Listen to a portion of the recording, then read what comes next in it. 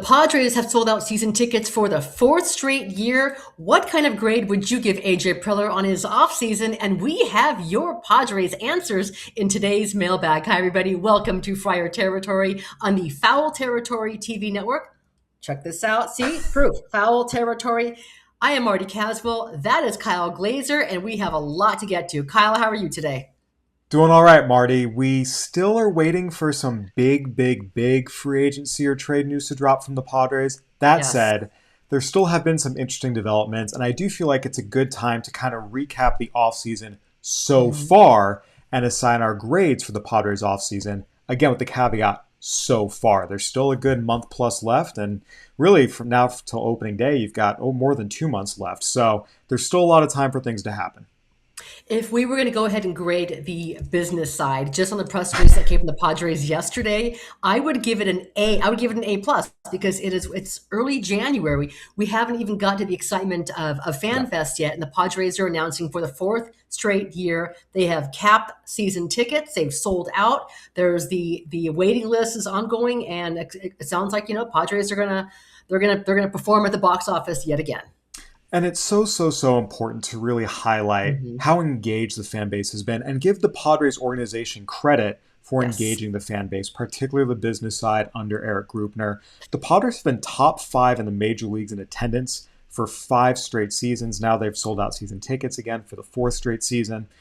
We talk so much about this team and what are the concerns and what are the holes that need to be filled. Take a step back and realize that once again, the Padres have one of the 10 best records in baseball over the last 5 years, and I'm a big believer in the Bill Parcellsism. You are what your record says you are. The record says the Padres have been one of the 10 best teams in baseball over the last 5 years. They've been a top attendance team in baseball each of the last 5 years, top 5, and it's about to be a 6th year. So all things considered, the Padres are in a good place from a fan engagement standpoint, from an entertainment standpoint, and from a community standpoint. And that is a lot more that can be said for a good 2/3 of the teams in baseball. But you know how it is, especially with sports fans, especially when you want exciting off seasons when you're used to it. The very first reaction is, okay, great. Now, but what are they going to do? Who are they going to sign? Now, they did already sign Michael King, and you can look Yeah. at that as any way you want. You can look at it as a 1-year deal. You have Michael King for 1 year, then a bunch of opt-outs. You can look at it as a 2-year deal or a 3-year deal. But I think the question remains, what do the Padres do next? And that will lead us to, well, before you get there, Kyle, Yeah. I think this is a good time to talk about the grades for the offseason the Padres have had, starting with their still unsigned general manager and president of baseball ops. Didn't even bother to check the email. I'm not going to do it anymore until there's a press conference. But what kind of grade would you give AJ Preller at this point? I would go B minus, and that is the offseason grade to this point. Again, there's a lot of offseason left. There are still moves to be made, but there are a lot of free agents out there, a lot of trades still out there. Look, if they do nothing else, and this is the team they go into opening day with, the grade's going to drop to a D. So this is the B minus to this point. First and foremost, give them a ton of credit for re-signing Michael King, getting creative, bringing him back. As we've discussed, Michael King, when healthy, when on the mound, has been a top 10 to 15 pitcher in baseball over the last 2 seasons. That is a huge addition. Sungmoon Song, getting him over from Korea at the very least should help out the bench.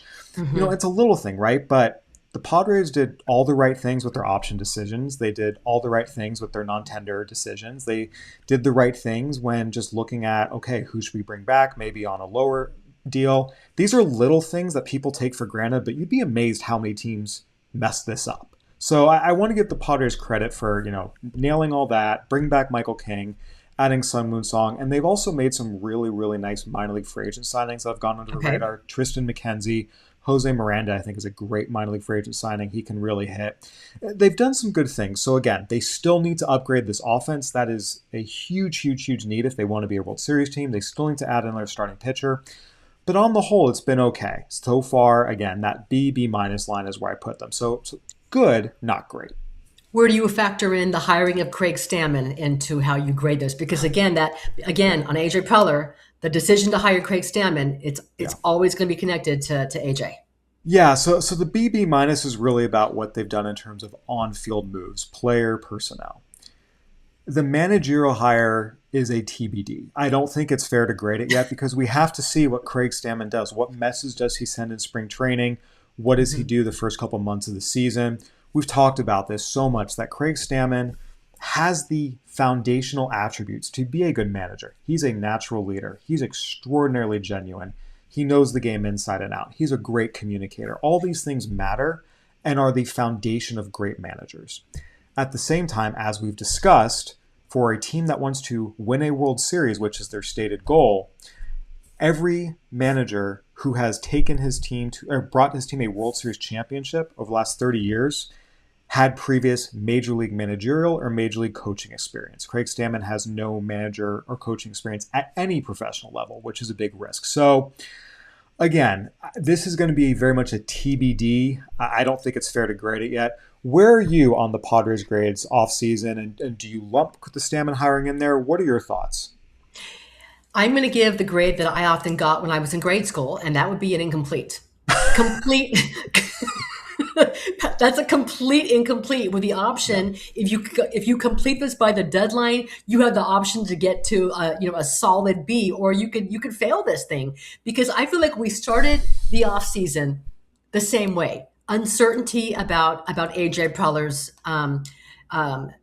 about his future with the Padres. Now, again, I know we're talking about AJ Preller specifically, but we don't know what's happening. So I don't know how you could gauge any of these moves until we know where does the GM, where does he fit into all of this? Again, I'm with you on Craig Stammen. No idea how that's going to pan out. I know that he has a head up, maybe in other candidates, because he knows the organization inside out. They kept Ruben Niebla, which I give high AAA++ on that too. They retained most of their coaching staff. The Michael King was a bonus, because I think most of us expected him to follow out the door along with Dylan Cease, because you can't have enough frontline starting pitching. So right now it's an incomplete. I'm still waiting. I'm waiting, Kyle, just like you and all the rest of the media, for the Padres to make a huge move in the offseason. Now you can look at Michael King as a big move, and it was, but there's still that, like, what happens with Nick Pivetta? What's going to happen with Jake Cronenworth? Who's playing first base? And we'll get to all that a little bit later on. Yeah, again, there's no question. There's more to do. And this is strictly what they have done to date, given where we are on the baseball calendar. That's where that BB minus comes in for me. Again, if this is it, and we get to opening day, and this is the exact same roster, they make no more moves, that grade's going to drop to a D. This is, okay, to this point, it's just like, grading a team the mid-season grade that, hey, if you have a great first half, here's your grade for the first half, but you got to keep it up or else it's going to, drop significantly by the end of the season. So, again, all the things you mentioned, right? Retaining key coaches, Michael King coming back, they've bolstered the bench. I think they've done some good depth signings so far. They've avoided the trap we've talked about of, we're going to sign the 35-plus age group to these minor league signings. The Martín Maldonados, Jason Hare was a big league signing, but same concept, Yuli Gurriel, go back to the Robinson Canoes of the world. Like, they've stopped that, and they've started getting smarter about, okay, let's bring in guys who are in their 20s that have shown they can perform at the major league level and have real talent, and just for whatever reason, whether it's been injuries or inconsistency, they've fallen off track. Let's see if we can help them get it back, just as they did with Gavin Sheets last year. I've always said Gavin Sheets had plenty of talent. He was low-hanging fruit because the White Sox were a disaster of an organization. This is a little bit different, right? Tristan McKenzie, Jose Miranda are coming from successful organizations, and they have shown they can be successful big leaguers. Bring them in, give them a shot. They're in their prime. And again, if it doesn't work out, no harm, no foul. It's a minor league contract. It's all upside. Even some other guys, Blake Hunt is a good defensive catcher. He can't hit, but good third catcher. They've even brought in some interesting pitching prospects. Some guys I kind of like. It's funny. They reminded me of what the Baseball America Prospect Handbook used to look like when I was authoring and editing, because I knew all the names. Guys like Andrew Dahlquist, Cedric Franco, Evan Fitter. These are young pitchers with good stuff. They've had some injuries or control issues, but the same thing was said about Jeremiah Estrada, and the Padres were able to get something really, really, really impressive out of him. So they've brought in some talented players in the 25 to 28 range on minor league free agent signings. It would not shock me if some of these guys come up and help provide some depth, which is something the Padres have needed. So the whole picture, again, is where I go BB minus. They need to upgrade this offense. They need another starting pitcher. And yes, having some stability and certainty regarding AJ Preller would certainly help.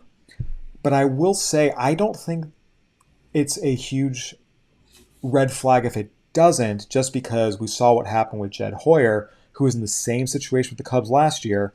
They got off to a hot start, then he got his extension at the deadline. It wasn't something that prevented the team from performing.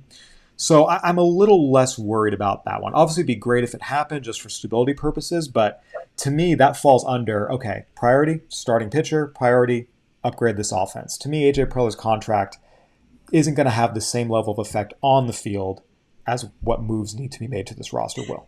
Do you think that he's operating in terms of aggressiveness and what he's looking for, regardless of his status? Or do you Yes, think I that? know he is. Yes, Oh, okay, always. okay. Yes. No, he is.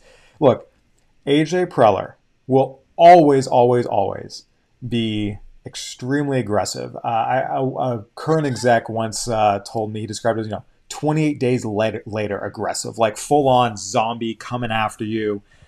And he's always going to think big. He's always going to pursue the big, big, big trades. Sometimes that's been a boon to the team. Sometimes Yep. it's been a detriment to the team because he's tried to go get a big name when it hasn't actually been what's best for the team. So, again, there's pluses and minuses with it. But yes, I can tell you for a fact that AJ Preller continues to think big and explore a million different options. And just because something hasn't happened yet doesn't mean something won't happen. That's his nature. That's the organization's nature under his watch. Yeah, he's absolutely working the phones and being as aggressive as always. I would give him, again, between B and incomplete, because right now the Padres still, right as of this moment, they have maintained the best, I think one of the best bullpens in baseball. For now, they still have Mason Miller. They'll get Yeah. Jason Adam back, and for now, Jeremiah Estrada is still with this team. So we'll see how that unfolds, though. And another thing that is a credit to them in this offseason grade, so much of it comes down to making smart decisions with your own roster, not just additions outside of it. Leaving Mason Miller and Adrian Morejon in the bullpen was the right Okay. decision. We've talked about their injury histories. Again, when you look at the relievers who make the conversion to starting, they're all guys who were starters in the minors throwing 150 innings a year. They had shown they can do that. We've talked about Morejon and Miller have never thrown more than 75 innings in a professional season.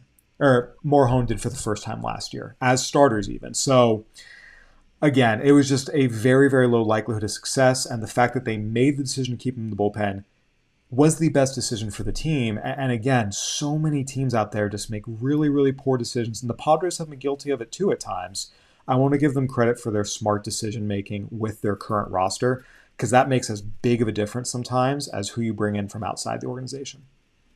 I can't believe that spring training is just a few weeks ago, a few weeks from now, and I have to get if I go again, I go every single year. I Yeah. always want to go early, and especially this year in the WBC because a lot of your star players, the Manny Machado's, Tatis, Yeah. Xander Bogaerts, I think Mason Miller as well. He's with Team USA. They will be departing spring training early to go ahead and and train with their countries, with their teams. But again, that could also leave additional time for some prospects. Kyle, right now as things stand, who's the prospect that you're most excited about seeing get extra playing time? And could you give me your top three as it stands? Who's closest to being able to contribute at the major league level? So the question of who the top three prospects in the Padres organization are is a very different answer than who are the prospects that are likely to help the team this year. Okay. The top three Okay. prospects in the organization, and we can get into them more. Ethan Salas, even with his injuries, the talent is there. Cruz Schoolcraft, Cash Mayfield, two left-handed pitchers, the Padres' last two first-round picks. Okay. All three of these guys are teenagers. All three of them have essentially not played above the Class A level. Salas has a little bit of time in Double A, but it should never have happened. And realistically, he hasn't really done a whole lot there. It's been very few games. I wouldn't really even count it. All three of them, excuse me, are multiple years away from the majors. Salas needs to show he can stay healthy. High Mhm. school pitchers, that's a long, long, long development path. So those are the Padres' top three prospects, but they're not going to be guys who help the Padres in 2026. There are two guys in particular that I'd be keeping an eye on, both pitchers. We've talked about having that pitching depth. Garrett Hawkins and Miguel Mendez. Both are right-handers with real, real, real stuff that you could absolutely see helping the Padres out of the bullpen and potentially spot starting at some point during the year. Again, Mendez, lanky guy who can really, really bring it. I mean, whole triple digits into the late innings. He is a starter in the minors. It's 96, 97 to 100. He's got a power slider. Two pitch guy, the build, it generally becomes more reliever in the big leagues, but we'll see how he develops. And Garrett Hawkins has that riding fastball at 96 that hitters just swing through over and over and over. He's a former starter, had Tommy John move to the bullpen. So those are the two players that I would expect to come to Petco Park and probably have the biggest impact among Padres prospects this year. And that's why, frankly, they were the two guys who were added to the 40-man roster this offseason. Okay, that's good stuff. I will have my eyes peeled for them come spring training, and I'll make sure that I talk to each one of them.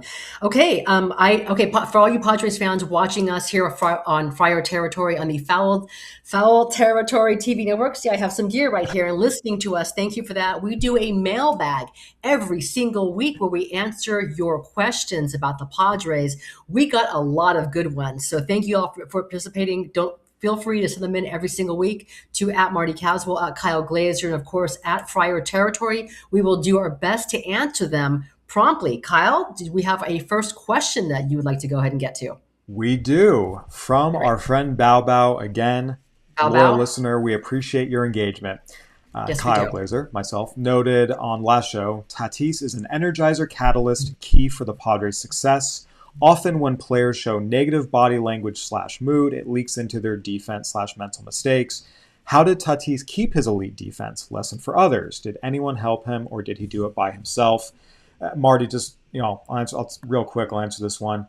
I just thought it showed incredible maturity on his part. I talked about this a lot during the during the season. So many guys we see take their struggles in the batter's box back to the field with them, young and old.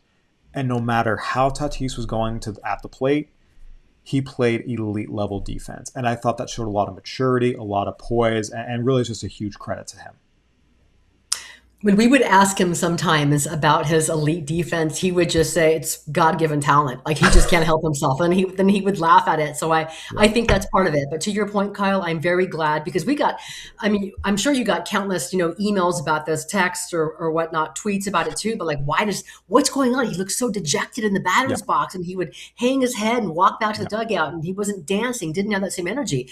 Then he goes out there and he'd rob a home run. I mean, he looked ridiculous. So I'm not sure. I'm whatever it was. I'm glad it worked for him and didn't affect his defense and his platinum glove. No question. Again, the body language last year was concerning. You could see the frustration. You could see the stress. You could see it wasn't the normal Fernando Tatis Jr. But again, this is where maturity comes into it, that no matter how you're feeling, you're still able to go out there and make an impact. And knowing even if you're struggling to do so at the plate, you can still go out and do something on defense to help your team.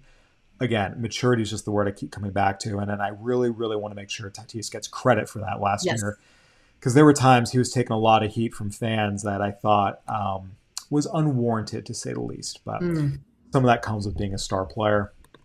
All right, Marty. Right, exactly. Go ahead. No, go ahead. I mean, he has shown so much early greatness that and people expect that 24/7. I'm really interested. There's no player I'm more fascinated with for this coming season than Fernando. So we'll see what happens. All right, sorry, Kyle. Next question. No problem at all. This one from Miggs. With a likely salary floor coming up in the future, do you think the Marlins would listen on trading for Manny, meaning Manny Machado? He would draw fans and could help their young team take the next step like he did for us in 2019. It's a win-win for both franchises. Who says no? Marty, I will let you start with this one. Migs with attitude. That's a great question. When you say it would draw fans, how many fans? Do you mean dozens of fans? Do you mean like fans from his high school? Do you mean friends and family? What's your idea of fans? I don't know that the Marlins just. I've given up on that team, on that organization. I genuinely, all that aside, I think there's one player that can perhaps draw some fans on a regular basis, and that would be, MLB Network had a special on him yesterday. That would be Shohei Ohtani. Yeah. I'm sure the Padres, maybe the Padres would love that, but I don't think number one, I don't think that the Marlins would take AJ Preller's phone call on this. I don't think that Manny Machado would waive his no trade to go to the Marlins. So no, it's not going to happen. It's wishful thinking, but I don't think it would make sense really for either side. Yeah, There's so no way the Marlins would do that. correct. So there's a couple elements to this I want to address. First and foremost, assuming that there's going to be a salary floor in 2027 is a big assumption. A lot can change. We still have a full year before negotiations really start getting going. So I think you can't operate off of that assumption. You have to wait till it's a reality before you make that decision. So that's first and foremost. Secondly, Okay. Manny Machado has 8 years and $298.7 million left on his contract as he's going into his age 33 season, having posted three straight sub 800 OPS seasons and with his home run total declining each last 3 years. The short version is no one in baseball would take this contract. No one, especially a small market team like the Marlins. The Padres could pay down half the contract and throw in some top prospects, and it would still be very unlikely anyone would even bite on this because the 8 years, no one is going to want, you know, any position player really for that length of time, but especially one who has already shown the signs of decline. As much as Manny Machado still contributes to the Padres and still a good player for the Padres, objectively, the performance has declined the last 3 years. So, His the Marlins payroll was in the 70s. It started with a 7. You're not yeah. taking on Manny Machado, who hasn't even kicked in yet on his So, so, 38 so to career. answer your question, who says no? The Marlins, without even thinking about it. I mean, that's the long and short of it. So, again, there's a lot of wishful thinking out there about moving Xander Bogaerts' contract or Manny Machado's Mhm. contract. The reality is it just ain't happening. Bogarts, the Padres would literally have to eat every dollar of it. It would be like the Hosmer trade on steroids. I mean, there's just no one who would take it. So, anyway, moving on to By the question way, three. they're Oh, they're yes. free of Hosmer's deal, right? Yes. So they are no longer paying for Eric Hosmer. And that was why when I was mentioning that the Padres payroll has increased over last year, we had a lot of folks saying, well, Mhm. wait, they're not paying for Eric Hosmer anymore. How's that happen? It's because Nick Pivetta jumped Yeah. from 2 million to 19 million. And Manny Machado got a raise, and a lot of other players are getting raises. So Mhm. the savings from Eric Hosmer no longer being on the books has been less than the raises they've had to give some of their players. Again, Machado and Pivetta being foremost among them. All right. Next question from Ryan Parker. What's your best prediction for the next CBA? Is a lockout near guaranteed? Will there be any form of salary cap or floor implemented? Just to hit on this real quickly, there will be Okay. a lockout. Literally everyone in the game believes there will be a lockout. The only question is, okay, will it be a lockout that just lasts through the off season? Maybe you lose a week or two of spring training, but we still play a full 162? Or is it going to be lengthy? That's the question. There's no question in anyone's mind. Agents, executives, players, league officials, there will be a lockout. It's just a matter of how long. Real quick, and going back to the last question, asking about the salary floor as well. If Major League Baseball were to implement a salary floor, which I believe they should, what do you think it should look like? What would it start with? Give me a range. Yeah, so it's interesting. With the RSN deals all falling apart, I think the I know. number's a little lower than I would have said before. Mhm. But to me, it absolutely starts with a 1. I think it's 120, Okay. 125. But again, with kind of the media deals falling apart, it would have to, it might be different. Before I would have said 150. I mean, no matter what the Marlins and Pirates and A's tell you, when you look at revenue sharing, you look at just the media deals that Major League Baseball brings in, they could afford a Mhm. $150 million payroll. The owners were pocketing the money. I will say, though, I think people seem to be rushing to this assumption that there will be a salary floor. Look, you will not have a salary floor without a salary cap. And that has been No. a red line for the Major League Baseball Players Association since its inception. I truly do not see a world in which the Major League Baseball Players Association accepts a salary cap. I've been wrong before, I'll be wrong again, but I truly have a hard time envisioning that. So if there's no cap, there's not going to be a floor either. Okay. All right. Last question. Here we go from Brian McBride. Who plays first base? And is it likely that person is not on the roster? Marty, let's start with you. I have narrowed this down to two players, and I'm no joke. All my years covering baseball, maybe two of my favorite players of all time. One of them is TBD, and the other one is PTBNL. I don't know who's playing first base, but honestly, I would tend to agree that that player is not on this roster. Wasn't on the roster last year. I know I've asked you several times about Luis Rise, and you've made it clear as to why he does not make sense, especially if what the Padres are trying to do offensively and adding some slug and some pop and the defense and everything else. I think Jake Cronenworth, if he's with the Padres, is at second base. So I think that the first baseman in the future is not on currently on this roster, but whoever he is, he will be in a platoon situation with Gavin Sheets. That, to me, is my answer. What do you Yeah, have, Kyle? so the Padres do need to bring in a right-handed complement. Mm-hmm. Again, I feel like we can't have a show without talking about Luis Campusano. He did play some You did first it. You base. did That question has come up, but again, it's not his natural position. The Padres right. would be in a better situation bringing in a right-handed, power-hitting first base type. Again, Reese Hoskins has not been the same since he missed 2023 with a torn ACL. Eugenio Suarez, would he accept a move to first base? These are things that have to be sorted out, and we don't know if they're the right answer. I will say that Gavin Sheets, as your primary first baseman, I can see it, and I don't think it's super unlikely. Frankly, if they went to spring training or opening day with their current roster, he would be their first baseman. And I think it's important to note that while Gavin Sheets certainly didn't look great at times at first base last year, that is his natural position. And if he's back out there every day, getting in rhythm, getting in sync, he'll be fine over there. That would be an okay outcome from a defensive alignment standpoint, him at first base. So you So, go into spring training saying, listen, you're going to get a lot more reps at first base because yes. this is the plan moving forward. Yeah, because either way, you want him to, in theory, be able to go back and forth between DH and first base, right? There's going to be days where Manny needs days off his feet. There's going to be days where Tatis needs days off his feet. Bogarts as well. All these guys, you want to give them some breaks. And when that happens, you don't want it to mean you lose Gavin Sheets' bat from the lineup. So having him go into camp, preparing like he's going to be an everyday first baseman in the major leagues, that is the best thing for the Padres. That is the best thing for him. Whether he ends up playing 110, 120 games at first base, or if it's more 60 to 70, that's going to depend on who else they bring in. But I think at the very least, the Padres and him should prepare like he would be their everyday first baseman. Okay, just because it affects Gavin Sheets and how much time he has at DH, do you think that this is going to be the year where the Padres, where Craig Stammen, especially knowing his now his player and former teammate Manny Machado, would like to give him a lot more rest off his feet at third base and utilize him as DH? It's funny. I had this conversation with Mike Cameron. I've talked about it. You remember I asked AJ Preller about it directly in the end of season press conference, and I've talked to a lot of people around baseball about this. Manny Machado needs to take days off, not DH days, days off. Hmm.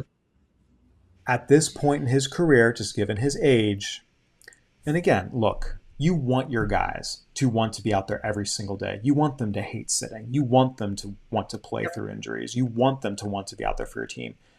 Those are great things, and Manny Machado has all of them. Say whatever you want about Manny Machado, positive, negative, he goes out and he posts no matter what, and that is admirable. Yes, he does. But at this point in his career, given his age, given his production levels, and given what we saw last year when he was exhausted the last 6 weeks this season, to the point it was hurting the Padres having him out there, not helping them. Then he finally took a day off and got hot the last week of the season. Go figure. Craig Stammen and the Padres front office need to establish this with him at the beginning of the season.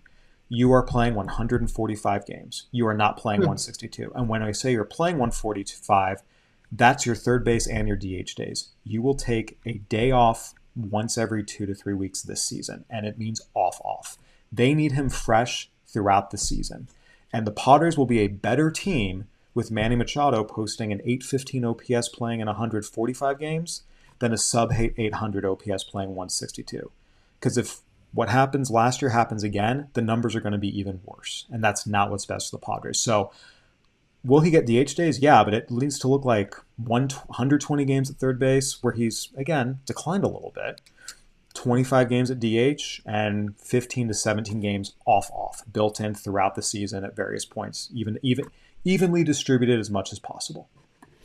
I genuinely believe that all the managers that Manny Machado has had since he became a Padre, let's start with Jace Tingler. Did he have Andy Green? Andy Green, Jace He Tingler, did, Bob yes. Melvin, Mike Schilt. That Craig Stammen will probably have the best chance at convincing that. And last thing on Craig, convincing Manny of the need to go ahead and take days off. And last thing on Craig Stammen, Yeah. the most important thing he has to do is reach out to the other runner-up for the Padres job. That would be Albert Pujols, the manager of the DR and WBC, and say, "Listen, Yeah. he needs a break. Give him some time. We need him fresh, man, for when it counts more I than the mean, regular where are season." you on this? Again, you saw it as plainly as I did. It was a point Yes. where, again, he did not have his legs under him. His bat speed declined. He was Hmm. behind on 92-mile-an-hour fastballs. He was getting hanging breaking balls. He was on time, and there were lazy fly balls to the outfield. He had nothing left those final Yep. 6 weeks, Yep. and the Padres failed in their decisions not to give him days off in some very obvious situations, day games after night games with a flight. They screwed that up royally. I mean, you saw it as much as I did. Where are you Yep. on what the games played should look like for Manny Machado this year and how it should be divvied up? No, I'd be surprised if he had as many off days, but I would definitely agree a lot more on the DH days, kind of start there. But there are times, man, Manny always plays with something, and we never know what it is until later on or until spring training, where he says, "I had this, I had this, I had this," and you guys didn't talk about it. Well, it's because you didn't tell us about it, and we didn't know about it. But he grinds through a lot, and I Yes. think it really wore him down last year. And I'm just wondering if that early that early exit is going to affect a guy like that who knows now this is when the contract's really amping up. This is his window. If he wants to last as long as he wants to last, right? And he's halfway towards that Hall of Fame and he wants 3,000 hits, he's going to have to do the smart thing, man, and rest himself and be fresh. So I hope it works for him. I hope Craig Stammen can convince him of that. But I would agree with you. I mean, there were times it was almost painful to watch him kind of trudge across And that again, clubhouse after the game. it is admirable that he tries to play through that, but there's also a point where you need to realize rest is going to help. Rest is Yeah. going to be what is best for you and for the team. Again, I say 145. I could see 150. If he wants to play 150 games, again, call it 125 at third, 25 at DH, and the other 12 games he's off. Again, that would be one off day, not even every 2 weeks, be about one off day every 2.5 weeks. That's nothing, but it will help. And again, that is how the Padres will get the best version of Manny Machado is if they build on those off days and set it now in spring training that, hey, this is happening, this is what we're doing, so that there's no surprises later in the year. Kyle, my last question before we wrap today's show, and this has been a really, really fun mailbag. Don't forget, Padres fans, keep it coming here at Friar Territory, at Kyle Glaser, at Marty Caswell. We will answer your questions weekly. But no, because you're talking about the number of games, and Yeah. we've been talking with the CBA and the possible lockout. Do you think the number of games that they play through the course of a regular season could be reduced in this next CBA? Like, how much I know that the owners don't want it. How much do the players want it? Major League Baseball has made no secret of it. I mean, I remember the 2016 All-Star Game, BBWA, commissioner's availability in San Diego. Rob Manfred Mhm. talking about they wanted to make it 144 games. I mean, this has been something they have wanted and been open about wanting for a decade plus now. Tony Clark and the Players Union's response, and this has been consistent, has been we can play less games, but we're not taking less money. Where the owner's stance is, well, if you work less, you get paid less. So Mm. I think that there are going to be so many other issues to work through in this upcoming CBA negotiation that this is not one that will be taken care of or addressed. I think we will see the status quo for 162 games for now. In terms of the future, again, it's a bargaining chip like anything else. And it's going to come down to, are the players satisfied with the compensation? And if so, maybe they'll consider it. If they're not, if Major League Baseball and owners are arguing they should be paid less, we'll never see it happen. So it's just going to depend on negotiations. But I wouldn't expect to see anything in this CBA. I mean, Marty, where are you on this? I don't think it's gonna. I don't think it's gonna happen if they don't take a pay cut, and they're not gonna take a pay cut. No. This is the union will never allow it to happen. Tony Yeah. Clark will never allow it to happen. So I just think that, you know what, media, suck it up. It's gonna be full 162 for quite some time. Because Yeah, let's look, not kid ourselves. That's who wants to see it reduced more than anybody else. More than the players, more than the owners. It's the media. Tell me I'm well, wrong. I will say this though, right? The introduction of the pitch clock has made everyone happier. That's Front true. office officials, coaches, players, and yes, us, the media. That has helped. So I will say that the impetus for it is probably not as strong as it was 10 years ago. I mean, look, we talk about, media, and yeah, Mhm. Lord knows we've had enough Tuesdays in August where they're playing the Reds and the game was taking 3 hours 45 minutes for no reason. Like no reason at all, and everyone's just like, what is happening? This is miserable. But I got to tell you, front office officials, they were every bit as miserable with it. The players and coaches, they want to get home and see their families. So Yeah. it's something that everyone has enjoyed. It's not just a media driven thing. And I think in terms of the fewer number of games, look, everyone wants more time with their families. I think people forget that. Everyone involved, players, coaches, front office officials, these are human beings. They would happily and would love to have more time with their families. It's just about whether or not it makes economic sense to the players to do it. And like you said, at the end of the day, money tends to trump all, and I don't see that happening for that simple reason. This has been a very fun edition of Friar Territory. Kyle, thanks again. It's great catching up with you. Have a wonderful weekend. I look forward to talking to you next week, breaking down something the Padres may or may not have done. We shall see. Come on, let's go, AJ Preller. Let's go. Weeks away to spring training. We have to make our plans. Let's do this. I feel like, again, we still have a lot of free agents out there. Within the next month, we're really, really going to see some things start cooking. There might be some Manny Machado, Bryce Harper, hey, we're not signing until after spring training starts kind of moves. But I do expect to see things pick up league wide between now and the start of spring training over the next month. And I do expect the Padres to be involved in that to at least some degree. Are you saying Kyle Tucker and Bo Bichette are showing up in spring training and signing with their new teams? That's what's going to happen, just like it happened with Manny and Bryce Harper. I hope not. Let's go, guys. Yeah, Tucker market is interesting. I will say that there is an increasing belief he might end up doing what Bregman had to do last year, take Mhm. that shorter, high average annual value deal with multiple opt outs. Again, all it takes is one team. All it takes is someone to lose out on a couple free agent pursuits and look at their team and go, oh crap, we need to make a big addition, and they'll pony up. So there's so much at play here, but yeah, it is a possibility. I'm not going to say it's a probability, but it's certainly a possibility. We'd have to see what happens and if someone's willing to step up and make the kind of commitment those top of the market guys are looking for. Ladies and gentlemen, that is Kyle Glaser, the voice of reason here on Friar Territory. I am Marty Caswell. We will talk to you next week on the Foul Territory TV network. Thank you so much for watching. Have a wonderful and safe weekend.